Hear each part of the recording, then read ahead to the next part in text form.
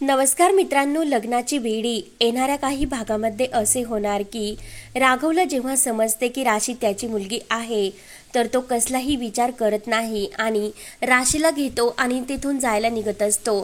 सिंधू म्हणत असते की राघव एकदा तरी ऐकून घे, राशी माझ्या जिगरचा तुकडा आहे, प्लीज तिला माझ्यापासून तोडू नको। तुमच्याकडे तुमचं कुटुंब आहे पण माझ्याकडे राशीशिवाय दुसरं कोणीही नाही आणि मी राशीशिवाय नाही जगू शकत। राघवच्या डोक्यात राग भरलेला असतो। राघव म्हणतो की सिंधू, इतक्या दिवस तू माझ्यापासून लपवले आणि इतक्या गोंडस मुलीला माझ्यापासून का दूर ठेवले? लहानपणी सुद्धा माझ्या अंकुरला माझ्यापासून तोडले आणि आता माझ्या राशीला सुद्धा माझ्यापासून तू हिसकावून घेतले। ते सत्य तुम्हाला का सांगितले नाही? एक मुलगी तुला किती माझे बाबा कुठे हे विचारण्याचा प्रयत्न करत असते, त्या गोंडस मुलीला सुद्धा तू खोटं बोलली आणि आमचे नाते आमच्यापासून का लपवले याचा जाब तो सिंधूला विचारतो। सिंधू म्हणत असते की राघव सर, परिस्थिती तशी होती, ज्या दिवशी मी घर सोडले त्या दिवशी तुम्ही मला काय सांगितले होते की परत या घरामध्ये कोणतेही पाऊल ठेवायचे नाही। तू जर या घराच्या बाहेर गेली तर आपल्यामध्ये कोणते असे नाते राहणार नाही। त्याच गोष्टीचा मी विचार केला आणि आम्ही इतक्या दिवस इतक्या लांब राहिलो तरी सुद्धा आम्हाला शोधण्यासाठी का आले नसेल आणि आमच्याबद्दल तुम्हाला कोणतीच अशी भावना नव्हती का? इकडे तर मधुताईंबरोबर सुखाचा संसार सुरू केला। राघव म्हणत असतो की माझी काय परिस्थिती झाली होती सिंधू, हे तू कसे समजून घेणार? पण ऐन वेळेस मला मधुनी साथ दिली आणि आमच्यामध्ये अजून कोणतेही असे नवरा बायकोचे नाते नाही, कारण राघवने मधुला अजून कोणतेही हक्क दिलेले नसते आणि तो मधुच्या जवळ सुद्धा गेलेला नसतो। अजूनपर्यंत राघवच्या मनामध्ये सिंधूच असते, पण घरासाठी त्याने मधुबरोबर लग्न केलेले असते, कारण सिंधू आता कधीच येणार नाही असे त्याला वाटले होते। पण नियतीने जे काही घडवले ते वेगळेच असते। राघव कोणताही विचार करत नाही, राशीला आपल्या गाडीत बसवतो आणि चक्क आपल्या घरी घेऊन जातो। इकडे सर्वजण राघव कुठे गेला असेल या टेन्शनमध्ये असतात आणि सर्वजण राघवचीच वाट बघत असतात। अंकुर म्हणत असतं की बाबा नक्की माझे प्रॉमिस पूर्ण करणार, कारण मी आता रेस पार्टिसिपेटमध्ये सुद्धा भाग घेऊन पारितोषिक मिळवले, त्यामुळे बाबा मला जे काही प्रॉमिस त्यांनी केले ते माझे पूर्णच करणार आणि राशीला ते ॲडप्ट करून आपल्या घरी घेऊनच येणार आणि मी राशीशिवाय सुद्धा नाही राहू शकत असे अंकुर सुद्धा म्हणत असतो। काकू म्हणत असते की परत त्या मुलीचं नाव घेऊ नको, ती मुलगी आणि ती डॉक्टर आंटी आता कायमचे आपल्या आयुष्यातून जाणार, म्हणजे ते हे शहर सोडून नक्की जाणार असे काकूला सुद्धा माहिती असते।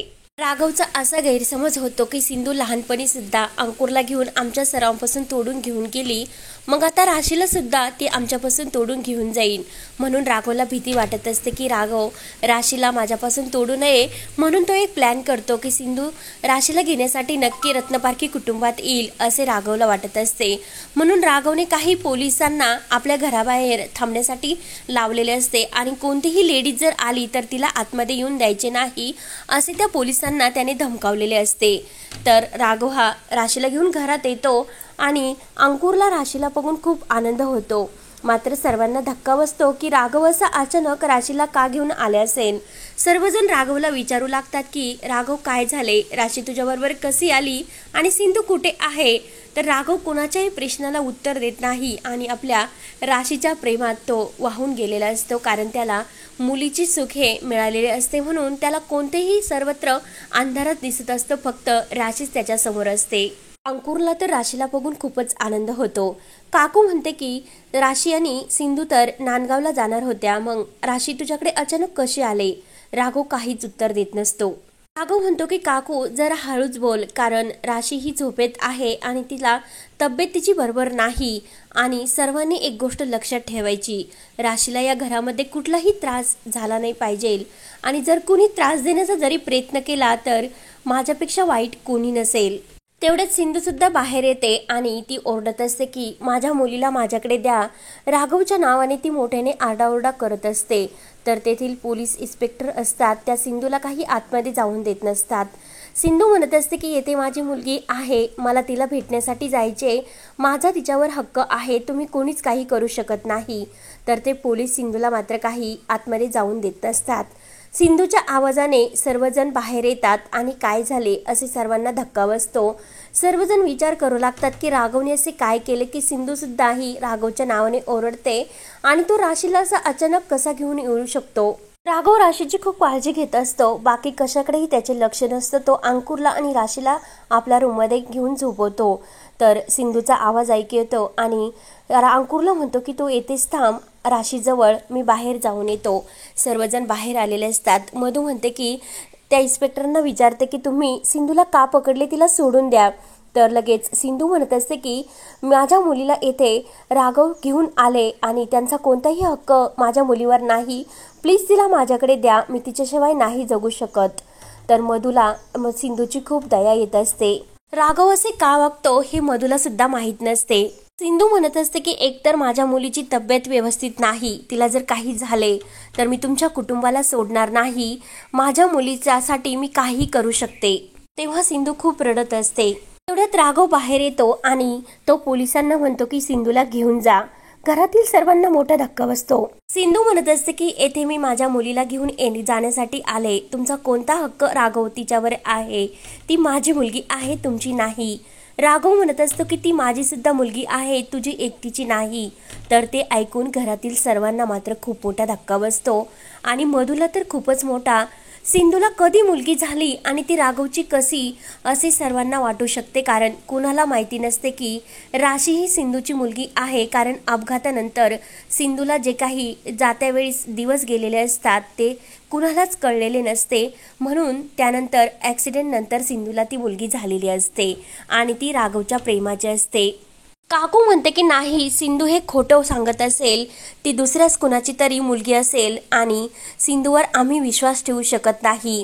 राघव म्हणत असतो की तुमचा जरी सिंधूवर विश्वास नसला तरी माझा सिंधूच्या चरित्र्यावर आणि तिच्या खरे बोलण्यावर मात्र विश्वास आहे. ती दुसरी तिसरी कोणी नसून माझी आणि सिंधूच्या प्रेमाची व राशी मुलगी आहे आणि ते सत्य तुम्हाला हे स्वीकारावेच लागेल. तर राघव काकूला म्हणतो की सिंधूच्या चरित्र्यावर जर तू शिंतोडे उडवले तर ते मी सहन करू शकणार नाही. सिंधू कितीही चुकीचे वागले असली, अंकुरला आपल्यापासून दूर जरी केले असले, पण राशीला ती आपल्यापासून नाही दूर करू शकत. आणि काकू एक गोष्ट लक्षात ठेवा की ती राशी माझीच मुलगी आहे.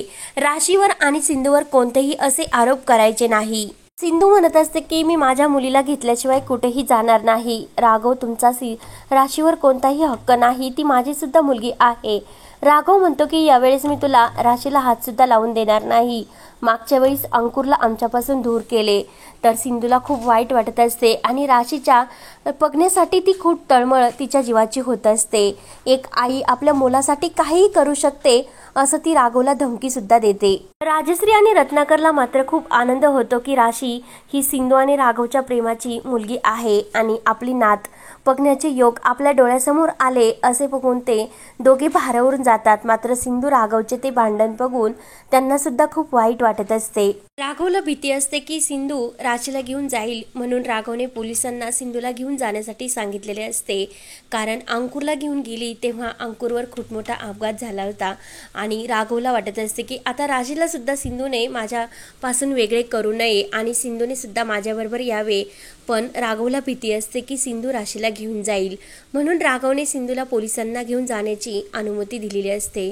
सिंधू खूप रडत असते की राघव सर प्लीज असे वागू नका. कोणत्या पापाची शिक्षा तुम्ही कुठे फेडता? एका आईला तिच्या मुलीपासून वेगळे करता. काहीच कसे वाटत नाही. इतक्या दगडासारखे काळजाच्या कसे होऊ शकता तुम्ही? म्हणून सिंधू ही खूप असे स्वतःला त्रास करून घेत असते. सिंधूची ती अवस्था पाहून मधू, राजश्री आणि रजनी आत्या यांना सुद्धा खूप वाईट वाटत असते. मात्र राघवने जो काही निर्णय घेतलेला असतो तो आता निर्णय हा कमिशनर साहेब कसा बदलणार आणि सिंधू राघवला परत एकत्र कसे घेऊन येणार हे पाहण्यासाठी आपल्या चॅनलला नक्की सबस्क्राईब करत राहा. धन्यवाद.